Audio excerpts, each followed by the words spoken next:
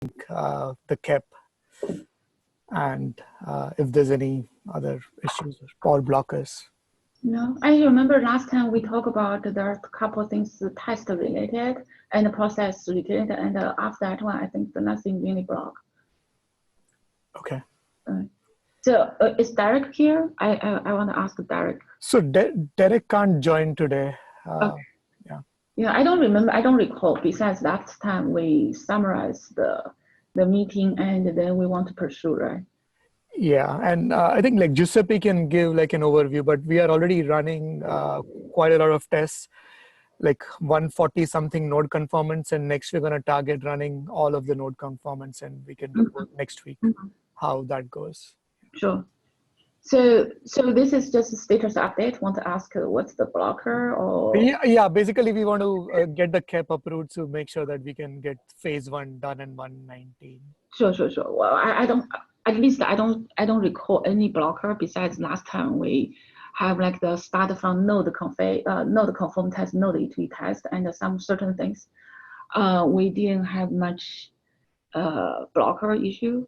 And any other comment on this one?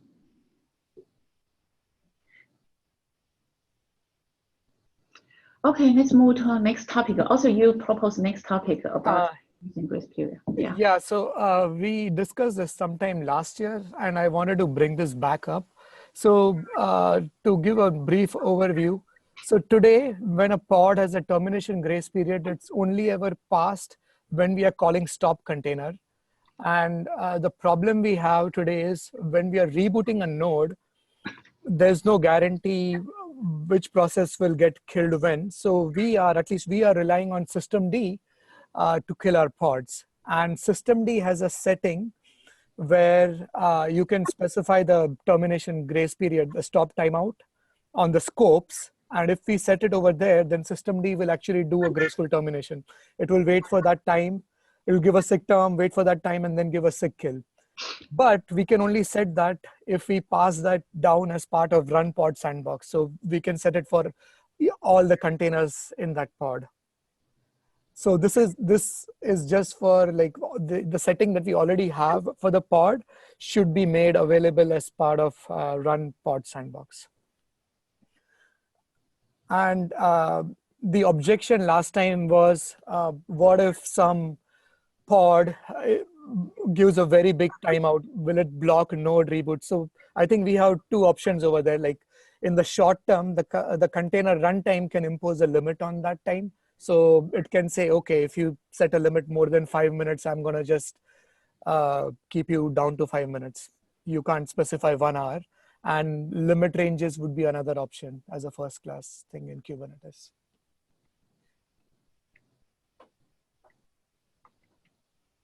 Yeah, I think I raised that problem for the if that is set to none, then what we can do. But I don't recall any other problem. But I think that's doable, right? So I saw your PR. I just saw your PR. Mm-hmm. And so we were also waiting for runc, and we got that merged into runc a few days ago. So that is also kind of done.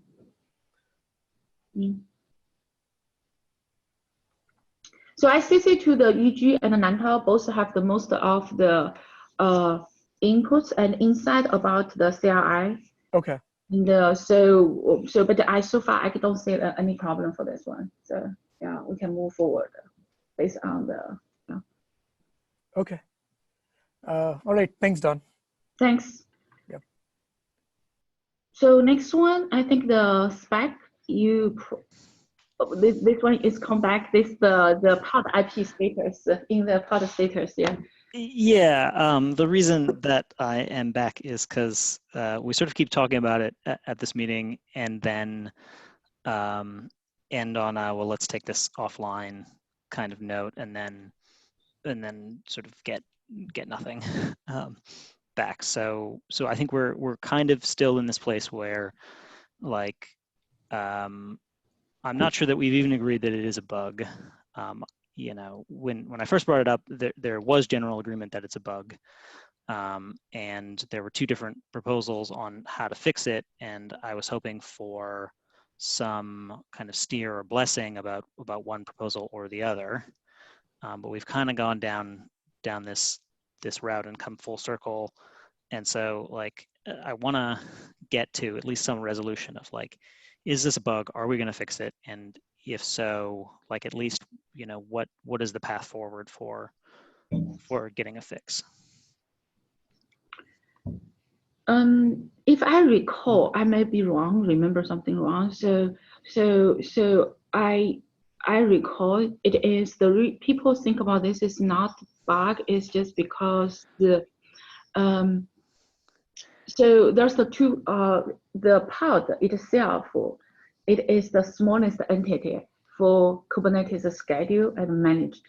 Of course, down to the node, particular node, and it's actually we break into the more detail. But to report that the pod status back to the API server, they want to treat that as the single unit.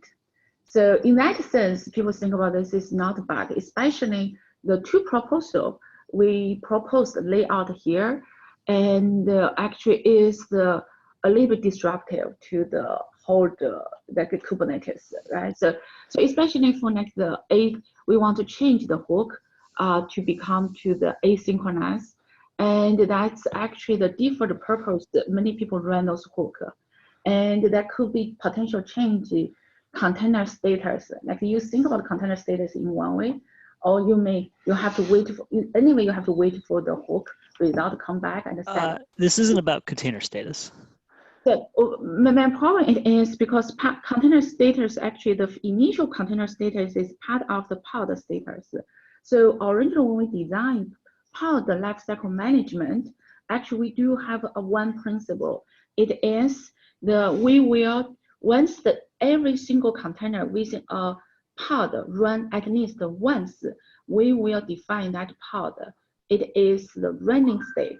Even a container may die later, or other kind of things, but otherwise we won't think about the pod is running. So it's part of the pod lifecycle management. So this is why to change that hook, and people think about that's too big change, and they worry about the expose more problem. So and then back to the actual. Hang on, I'm not sure I understand. Why, like, I don't think there's any need to like change the container status or mark the pod as running or anything like that. The problem is that we're not, like, while the hooks are running, we're not getting the pod IP on the pod status. And so one proposal was to, as soon as you set up the sandbox and get the pod IP, then send a pod status update that contains the pod IP. Container status is unchanged. Containers haven't been started yet. The other proposal was to allow the hooks to run asynchronously, so that then you could get a pod status update that was sent. And it sounds like you're saying, well, we can't we're worried about letting the hooks run asynchronously. So maybe that's a reason why that fix is not an appropriate fix. But like, I don't see how that sort of supports the position that this isn't a bug, or that the other solution of just sending a pod status update containing the pod IP isn't a good solution. So I try to explain why people think about the situation is not the bug. And you think about even within a pod, we could update a couple of status, but other people think about the pod itself is the smallest of the management entity in Kubernetes. And then they think about they want, and by design principle initially, and I just state what I remember back and forth discussing before, okay? It's not okay, I'm on which side, and I just try to summarize what I recall. So people think about to send that pod status before the first pass of the or run, and in the middle send, that's not valid pod status. They could end up, we just have the pod IP, but then we decided kill and restart. So that's, they try to avoid such a situation. And also they worry about— Hang on, I'm not sure I understand. Avoid what situation? They don't want to, in the middle, to send a pod status and only with the pod IP, but not really reflect of the pod status. So this is kind of the one of the initially foundation design principle in the Kubernetes, especially the pod lifecycle management. They want every single container run at least once, based on that one, determine pod status. So what you propose, no matter it is the asynchronous hook, or it is like the, and also like the, in the middle, after sandbox created, have the pod IP and send the pod IP, but the container or the status is missing there, it's just pending or whatever. They just think about that's not original pod lifecycle management. So this is basically, I can remember the argument there. Okay. Yeah. I mean, fair enough. Yes. Then the reason it is, then we just kind of continuously, can we have a good way, because it's just status, right? So not really, in my perspective, it's just status, and it's we do talk about maybe could be the pod IP later change, and I think that there's a way to say, oh, how we are going to redo those kind of things. But then the concern for engineer here, it is, if I remember correctly, it is the complexity. It's not just like the, okay, send another status. It's the complexity change the whole that sync loop in the Kubernetes internally. So then last unresolved question, especially for the async hook, the last unresolved question, it is look at the potential, can we send the pod IP earlier before we have like a complete of the pod status? I think there still also have imposed some of the complexity. That part I also didn't really convinced. So this is what we left last time. But the one question I did ask, can someone did some measurement to what's the potential scalability impact to add another extra pod IP, pod status? So that's what I remember what we left. I mean, I think that is accurate. So like, where do we go from here? Like what are the like steps that we're going to take to like resolve this issue? So do you try what I suggest, the experimental? You try to have some like a PR, run some tests, and to measure the QPS without your PR change, extra the pod status, and with your PR and extra pod status, and what's the QPS for the well same? So no, and I don't really know how to do those tests. So I can try and figure them out, but like I have a concern that there is not a clear goalpost and that the goalpost might get moved. Like that we're just looking for an excuse not to accept a PR rather than saying, you know, we have this budget of QPS and, you know, make a concrete statement about it. Like if the QPS stays under X, or if the QPS doesn't increase by more than Y percentage, like if we can make those kind of statements, then I think it's worthwhile to maybe go down into this sort of like, well, let's measure it kind of modality. But like, I don't want us to just sort of say, well, we don't know, so go measure it, and then that'll give us like ammunition to say no. So like if we're just looking for ammunition to say no, then just say no now, or like or whatever. But if we have like some sort of specific idea of like what is the budget or what is an acceptable amount of increase and can commit to that, then I think it's fair to say, okay, well, you know, try and develop a solution that stays under that budget, and if it stays under that budget, then we'll accept the PR. Maybe different people have the different problem solve style. The problem is even like I think in the community, many people think, well, they don't see this problem, and the so far only affect the Calico, and so that's why we. So it is not like the common problem everyone try to solve, but it's common concern for many people. Many people think about this could be potential cause actual problem for the community, right? To the stability, for the reliability. So that's what I try to propose. It is a way, even like I agree, you initially actually I do agree, oh, maybe we should fix this one, but I got a huge pushback from the community.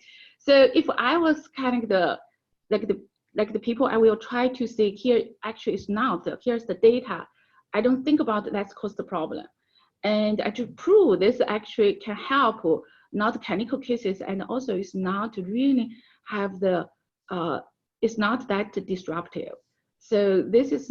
But like, what does that mean? Not that disruptive, basically. Like, I'm not contesting the point that this may cause an increase in QPS, but what I'm saying is that, like, if that really is the only issue, and we're gonna accept this PR as long as it doesn't increase the QPS too much, then like let's actually put a sharp number on what too much is. And if we can't do that, then like it's not worth going through the engineering effort of trying to put this solution together and measure it and all of that kind of stuff. Like we have to be able to say like what is too much, and then we'll measure it. But like I don't want to go into this mode of like, well, let's measure it, and then like, oh well, we weren't going to accept it anyway because of three other reasons that we haven't even talked about yet. So if that is the only reason that we're not willing to go down this route, then let's agree on what the number is, and then you know we can go forward with trying to figure out how to do this this testing or whatever. I agree with you. That's not that's the only concern from my perspective. But I also heard in last time we talked, and some engineers raised the concern about the actual complexity. So, but I'm not sure they are here or not. So, unfortunately, also Derek is not here. And the last time he also raised some concern. So, I don't know how to give you, because the number, the Kubernetes have the QPS limit per second.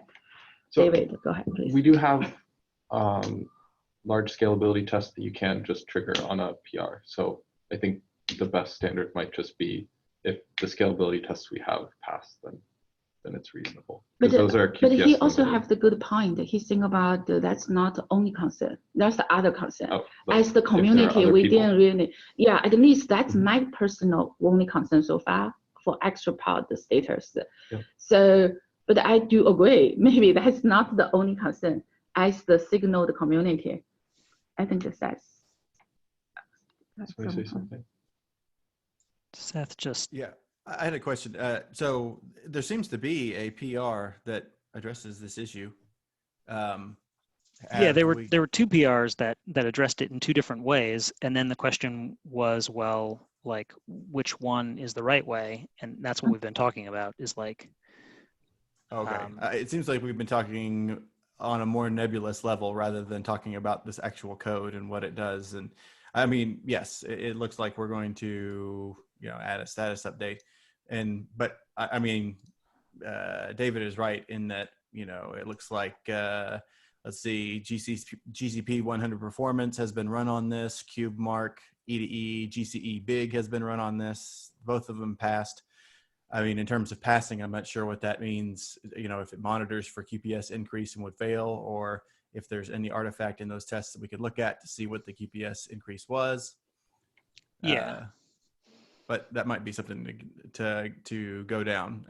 It doesn't address the problem of, yes, the QPS will increase. What is an acceptable increase? Exactly. I think though how much increase give us the proposal, then we can make the next step. At least my only concern that it is the concern. I think we need to measure those things. But there still have other concern, like the people think about the extra complexity. And I personally don't buy that one. So we could address those problems through that review PR. So that's kind of a separate issue. But you came here to ask, you say, oh, just admit this is the bug. But well, I mean, and also like I feel like I can't get anybody's attention other than by coming to this meeting, right? Like I've tried trying to talk to people on the issue.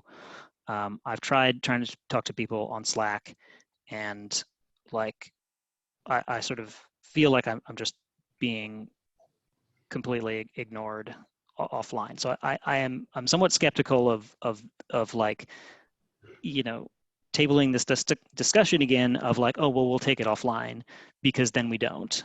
And so like, I don't really know how to move forward here when like I you know, can't get code review on this. Like I don't think anybody's actually like done any like code review around complexity for this PR. You know, there are these sort of vague like performance questions, but like nobody who's concerned about performance has actually like looked at the test results for this PR. So like what are we actually going to do here to move this forward?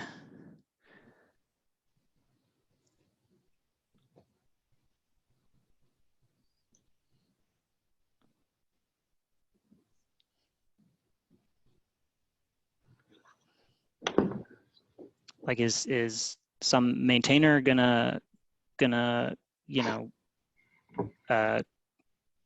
commit to doing a code review, or like yeah, basically I don't know what my next move is to actually get some resolution here.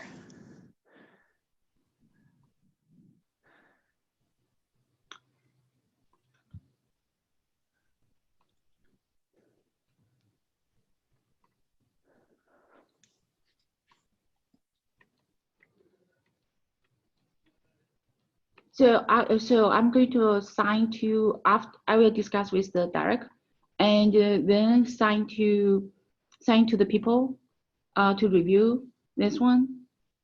And but I suggest to run the test with this fix and to measure some data also. But I don't think the reviewer can help you on that one.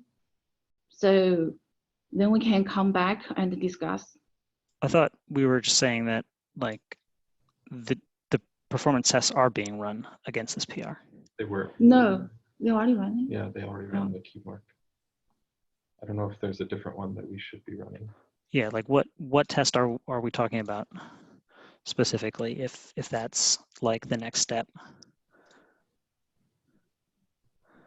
Yeah, so they did run a cube mark and that passed against it. I'm not sure if that's the large one or not. It says it's big.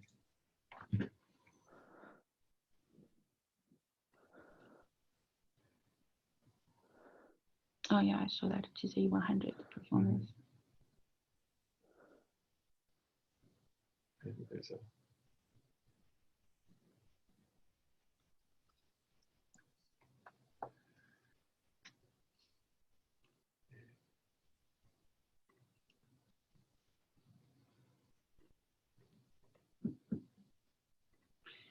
So okay, so we are going to assign to the people to review your PR, and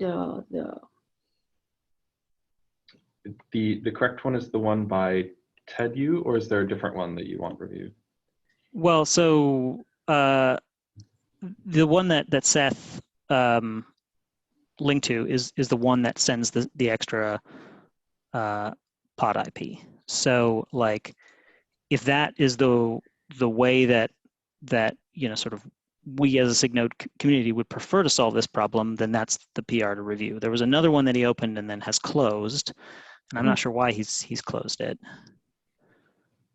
I don't know if he just sort of personally felt that the sending the extra pod status update is a better one, or what? Yeah, I worked with this guy before. He sends a lot of changes in the hopes that they'll get in. If that's the one, then I can definitely take a look. Yeah, I mean, like I don't have like a particular strong preference for one solution over the other, and like if there's a problem with this particular PR, right, that like Ted sent, and we have a problem with that one, then like we can, like me and my organization can consider, okay, well, doing our own PR that like does this better if there are issues with that. But like before I go down that route, I would like to have a decision made about like what is even the right way to approach this solution. I did have one sort of unrelated question, but I also want to, if we don't find any other solutions, Dawn, do you think we should move forward with this, or? I think that we talk about a couple times the async hook actually is. I don't think we're going to do async. It definitely is not acceptable. Of the solutions we've seen, this is definitely the better one. And I think some people aren't super comfortable with hooks calling out to the API server, but it maybe isn't worth blocking this if it's otherwise okay. Wait, say that again. I have talked with some people who like consider this slightly abusive behavior of start hooks. But consider what abusive? Making calls to the API server during pod creation. I think you misunderstand. The hooks aren't talking to the API server to get their IP. The hooks are just trying to talk on the network at all. And in order to talk on the network at all, Calico needs to learn the pod IP from the API server. Right. I think it's the thing that that's the part that people are not. Okay, so but the hook is not doing that. The people think the hook is not involved in like talking to the API server. Okay. So it's not hook, it's their agent. Yeah. Calico is watching the API server. It's watching all the pods. It's the CNI plugin that's watching the API server. Yeah. Okay. Well, no. In this case, Calico is not a CNI plugin. Calico is handling network policy, but is not a CNI plugin. Their own agent. I forget all the dependencies. Their own. Yeah. So we're watching the API server to find out about pods and what their IPs are, so we can enforce network policy. Yeah. Okay. And if the hook wants to talk on the network, and just like waits until the network is available, it'll wait forever, and it will block Calico finding out the IP so that it could network. So there's this deadlock. Okay. But anyways, I hope we can. I think if the change doesn't break anything, then we should try and move forward. Okay. I can review, but I don't know. But even when I talked to Yuji about this one, she still feel like the extra complexity may cause the problem. So maybe offline, so there's the please talk more. Yeah. Okay. Yeah, I don't convince that the actual complexity, but I think that's worth to discuss more. Okay, and then my other question was because I misunderstood what you were doing as well. So I don't know if it's relevant, but from inside the container, do you know if you can access the pod's IP? Like, can the container find out its own IP? Well, I guess I was imagining you were doing this with a pre-start hook. No, yeah, we're not. Yeah. The pre-start hooks are our users doing whatever they do on the network with their hook. Okay. So David, I just assign this to you. Yep. I think And I already also assigned it. UG. Okay. Okay. Thanks. We can talk. Yeah. Okay, let's move to next one. And next one, it is the multiple size Qt page. I think the next one is always related to the Qt page. Next, the two.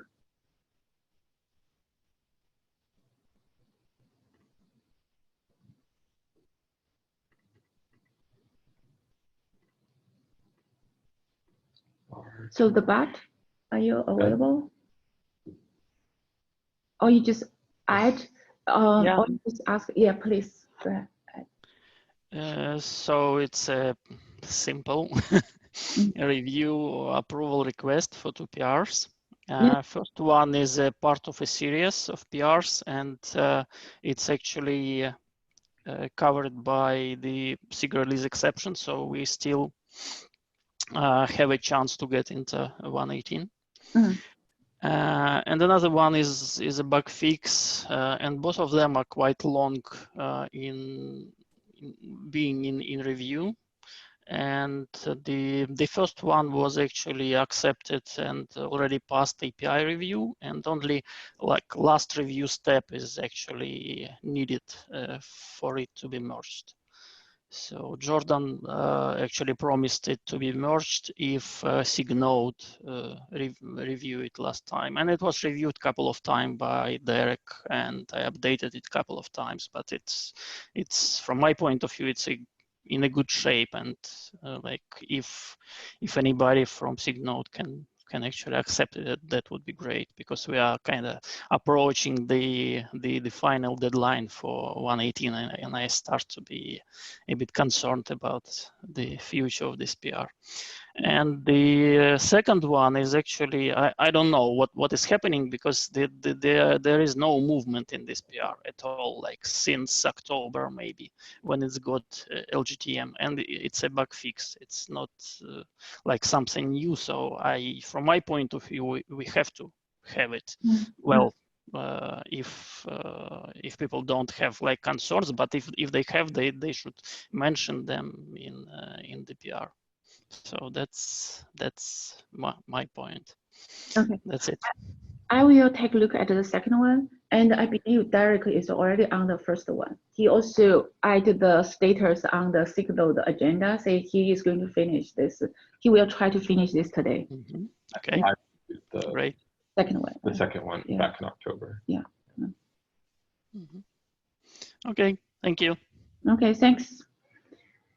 So let's move to our next one, proposal, the CAP proposal. Yeah. Hi guys. Hi. Can you hear me? Yes. Great. So I'm not the author. I'm not the author of the proposal of the CAP, but I just want to raise attention of SIG maintainers if they can take a look on it, because again, the CAP already passed a lot of iterations, and I believe already someone of maintainers did some review on it. But it can be nice, like to hear the point of maintainers, if it's acceptable, if it's like near the finish, like on what stage does it stay? So this one actually, I hope the SAS and also the corner is here. Actually, we did make some progress. This one is the large proposal, and there's the several effort is going on. I hope. Corner, are you here today?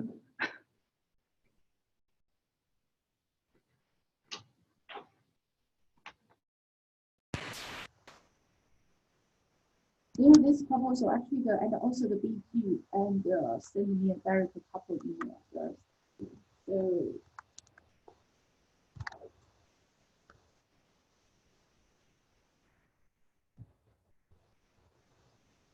So thanks. So let me ask you. Actually, this one's been discussed a couple times. This one, yeah.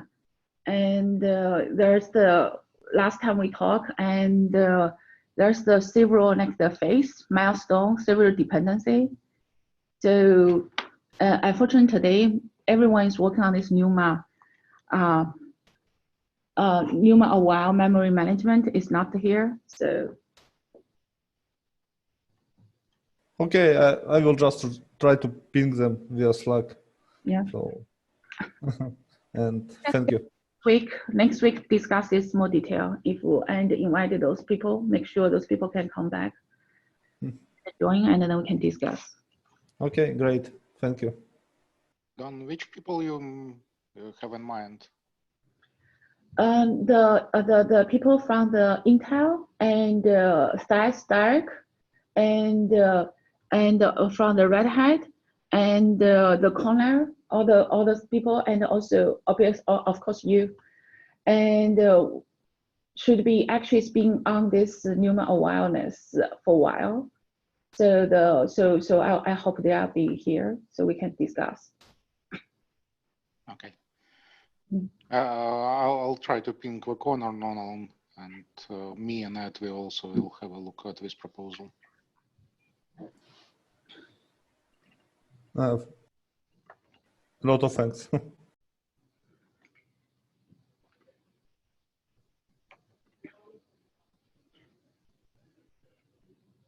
Okay, next one. I think the next one it is. I think the PI is next two is always kind of test. So I believe both me and Derek already proved those tests, and somehow we are not we don't have enough of the permission, even we proved. But from the SIG Node perspective, we both approve those tests. Don, the 16062 you approved and it went in. Oh, cool.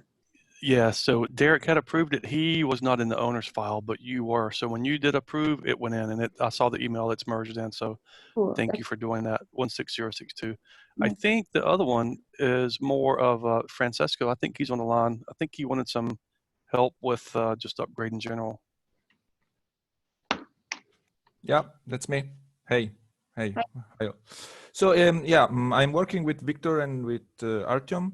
And yes, I discovered reviewing the Pro jobs that these tests are not running, and I'm having some troubles actually testing on my environment. So I'm just asking, what do you suggest? To just remove the hold? I think no, or how should I ping to get help in having the test run in Pro?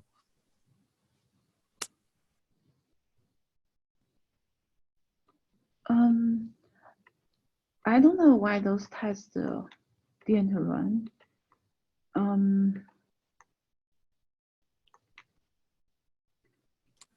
That's the only thing that prevent me to remove the hold and to get this in. Got.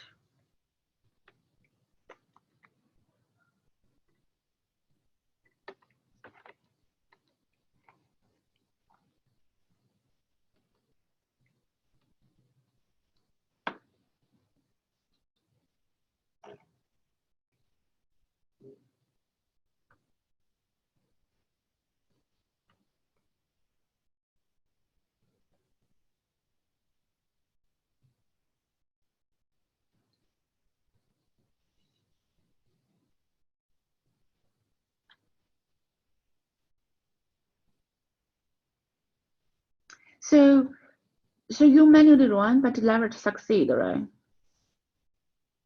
No, that's my issue. I didn't manage to bring up the test in my environment. It fails in a couple of ways, and I got stuck. So I was wondering if there is like a pro job or some automation.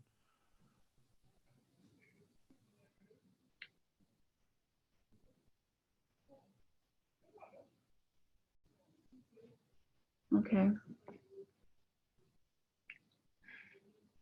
So it's not just run. It's not run for not trigger the pre-submit test running, but Okay.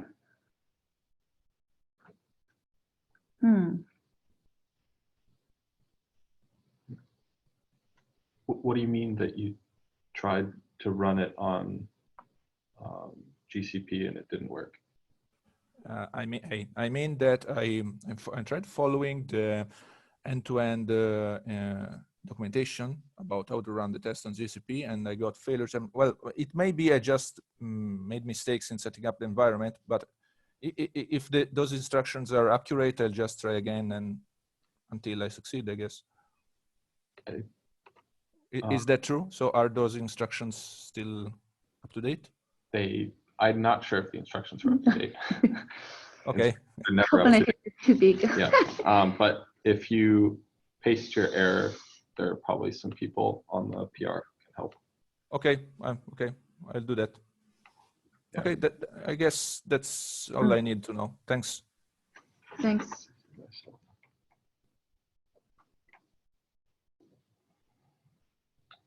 So now, David, it's your turn. Actually, I'll let Vinay go. Okay. Mine isn't very time sensitive. Sure. So Vinay, do you want to? Yeah. Hi.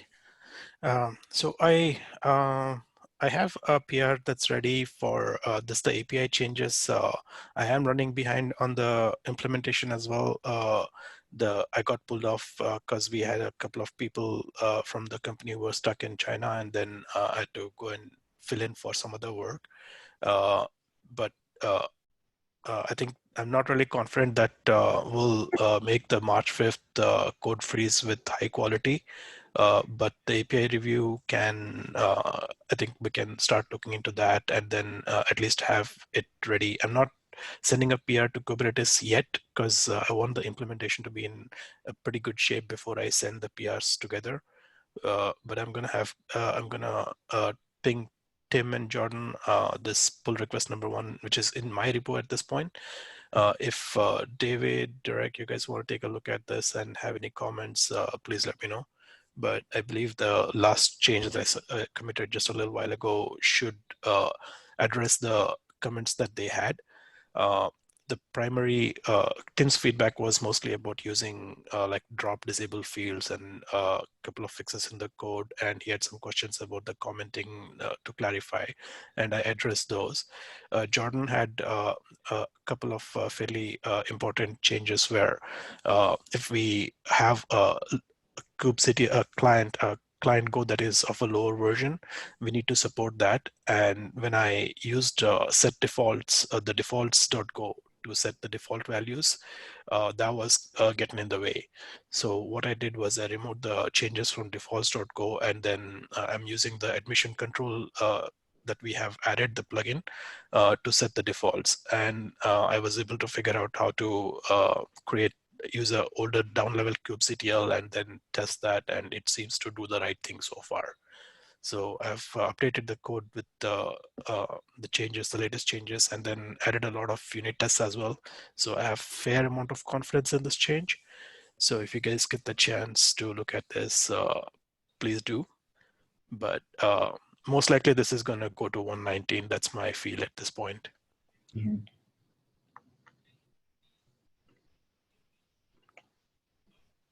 I mean, this feature. Thanks. Okay, that was my update. Thank you. Any questions? Not yet. Okay, thanks. So before David, you go, and there's the last one. Yeah. So Victor, you want to talk? Yes. Yeah. Yeah, thank you. This one, you know, what we're doing is we are, for topology manager, we're going from, or targeting to go from alpha to beta in 1.18. And so we have this PR, and the only thing this PR does is change the feature from, you know, default false to true. And it's a very simple change. And as a result, what happens is the scaling test fails. And the scaling test fails, it tries to bring up 500 hollow nodes, and the hollow nodes are not coming up. And I have looked at these logs and looked at them, and I cannot figure out why that hollow node is not coming up. And what I have done is I have set up my own GCP environment, and I am trying to reproduce this failure, but it has been fruitless so far, and I have spent days on this thing. And what would be great is if it would be possible to look at this job and running and get on the job and interact with it, or if somebody can look at this thing and just say, hey, why is it failing? I have not been able to get to the root cause. I suspect it may be just a slight memory increase usage, but really, when turning the feature on, the only thing we're doing is storing the container UUID, so it can only be a teeny tiny amount of memory that we're adding, I think. So I'm not really sure why the hollow nodes are failing to come up, and it's been an exercise of what is a hollow node, and just I've got my environment sort of set up, but I'm not quite able to reproduce it yet, and the code freeze is next Thursday. And so I was hoping I could have figured out by now, but I don't. And so anyone can help out or provide some pointers or look at this thing and debug. And David, you said get on there and debug. I saw you shaking your head no. Is that right? I just look the people from the SIG Node, the SIG scalability, and who write that code, and hope they can help you to look into those things. I just say to them. If I have time, I can look at it, but I will make no guarantees. Yeah. Thank you very much. So I guess I will look on the Slack channel for. I give you the name from the PR. Oh. I already give the name. So. Okay.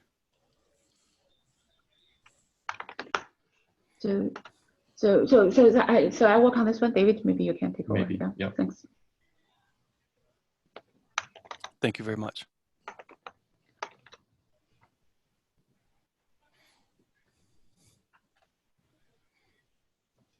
Okay. No, it's all yours. It's all mine. Okay.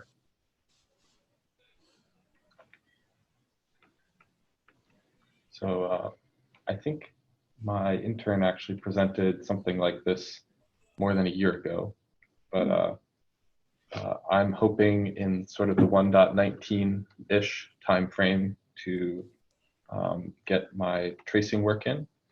And so the basic idea of this is that we can use OpenTelemetry to collect distributed traces on what Kubernetes controllers are doing.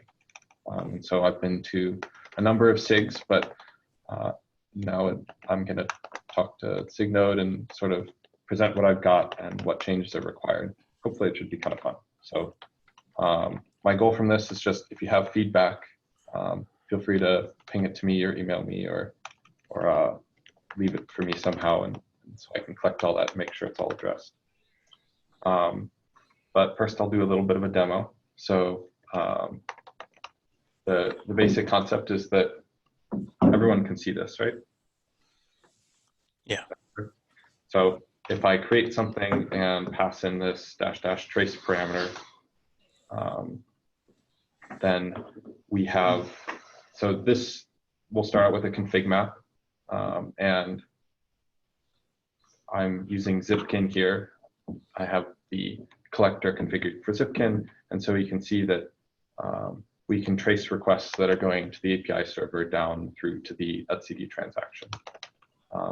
And so for a quick primer, the OpenTelemetry libraries have an HTTP server wrapper, so that I get these traces or these spans here for free based on the HTTP request sent to the API server. And then they also have a gRPC dial option that you can use for the client for etcd, and that gives you this cool etcd transaction trace. So really, without almost any code changes, we can get traces from the API server. And that's all cool, but wouldn't it be better if we could know what, say, the node was doing when creating a pod? So if I instead create a really simple pod, let's see, I can now get this view that includes not just the API server request to create a pod, but then also things like the scheduler's work that it does to schedule the pod, and then all the way down to the kubelets work to sync the pod, and even the container runtime, even traces from the container runtime's gRPC calls, or sorry, the kubelets gRPC calls to the container runtime. As you guys all know, we have actually not just one gRPC client for the kubelet, we actually have many. So we can do this with device plugins, we can do this with any of the other kubelet plugins we have, and that'll, this is a tool I think that will help Node greatly in being able to diagnose sort of where's my pod stuck sort of problems. Since we can pretty easily get interesting telemetry that sort of shows you what's happening to a pod as it starts up. And then David, question. So it's practically a modified version of kubelet, not modified version of API server, no other components modified, right? So I've made changes to the API server to get these two traces here, or these two spans here. I made a change to the scheduler to get this to get this span here. And then all of these changes here are changes made to the kubelet. Okay, so it's global tracing. All right. Mm-hmm. Right. So tracing is obviously more useful when you have lots of different components, because the whole promise of distributed tracing is that I can have two different binaries that both export some telemetry that can then be joined back together at the end to give you something more useful than, say, logs or metrics. Cool. And the last demo I have is a deployment. And so the way that the previous two demos worked is that adding this -- trace argument put an annotation on the pod object or the config map object. And whenever a component acts on that object, to, for example, when the kubelet goes to sync the pod, it reads the annotation off the object and uses the trace context stored in that annotation. So deployments are interesting because instead of just having a single object, right, now we have sort of this weird hierarchy of objects. And it turns out that by applying a couple rules to, for example, when you create an object like a replica set based on another object, like a deployment, you pass the span context from one object and put it in the next. And that gives you some pretty fun and even more useful behavior than being able to see a single pod. So I just created the deployment. And if I pop over to Zipkin, I can now see this trace here. And it's sort of like the pod trace, except now there's 5 of them, I think, because that's the number of pods in this deployment. But you can see sort of that even with a very large number of spans that we would get from a system like Kubernetes, it actually still provides a very useful way of viewing what's happening over time. And like I said, you can see the initial creation of the deployment, you can see the creation of the replica set for the deployment, and then you can even see the replica set controller creating the pod. So all of those layers are there, and that's how you get this, this tree that we have. Cool. So there's one more thing I want to show, which is that OpenTelemetry is pretty cool because you can send to not just Zipkin, but you can also send to Jaeger, and you can also send to Stackdriver as well. So if everything worked, I should have all the same, let's see, that's the config map. We should have all the same traces also for in Stackdriver as well. So I've set this up to send to both Stackdriver and to Zipkin. And so like, this isn't a vendor specific thing. Because we're using OpenTelemetry, we can send our traces wherever the heck we want, including, yeah, including a bunch of them. And so I think this is pretty fun, and as someone who's spent plenty of time debugging Node issues, I think this would be very useful. So the only thing, let's see, I've got 2% battery. So the only thing left, the 3 changes that are actually made to the kubelet here that I think deserve a little bit more scrutiny from this group are, we have to use a gRPC dial option when we're making connections to all of our clients. So device plugin, container runtime, any of the other plugins, right? The kubelet has to be configured on startup where to send the traces. And so if we do use the open tracing agent, then you would send to a local daemon set. And the kubelet has some startup stuff that it does. And then the only other sort of big change that some people find annoying is that this does mean we are going to start doing context propagation. So a lot of our functions will need to have Gogang's context.context plumbed all the way down so that we can link everything back together. But the kubelet changes aren't too significant, I think. Cool. Okay. Cool. Yeah, Just thanks. send me your feedback. Send it to me. Yeah, this is a really cool feature, David. Thanks. Thank you. And everyone, that's all for today. Thank you, everyone, for attending today's meeting. Bye. Thank you. Thank you.